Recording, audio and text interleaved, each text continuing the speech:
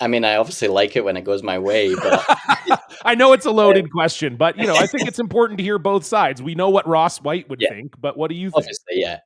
And it's a tough situation because, Team White and Team Mouat, like my guys and their guys are pretty close. We're good friends. Like we all Yeah. get on pretty well. And we know what we're like we're given that information at the start of the season. We're told that it's not about one weekend where you might have a bit of an off weekend and you don't win the championship. It's not just about that weekend. It's about being consistent throughout the entire season. And both teams go into the season knowing that that's what they have to do. And it's tough because we're number one. I think Ross is what, number five in the world. Yeah, exactly.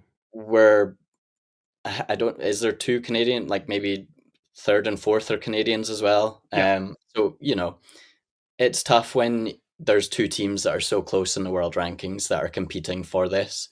But and I understand the tradition behind it as well. It's just that I feel like if the sport is going to become more professional, it needs to go that way.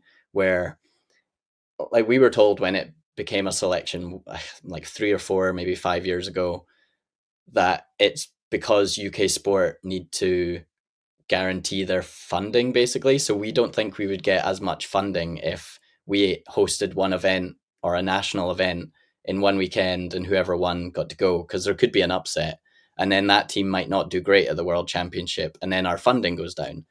So that was kind of why we started to look at it as like a more safe way of securing that funding. Like we're proving that we're being more consistent throughout the season. So we're the best team that have been the most consistent and have the best chance to go and win at the World Championships. And I believe that's what happened. Obviously, there's others in Canada that don't think that's the case, but it's water off a duck's back, I guess.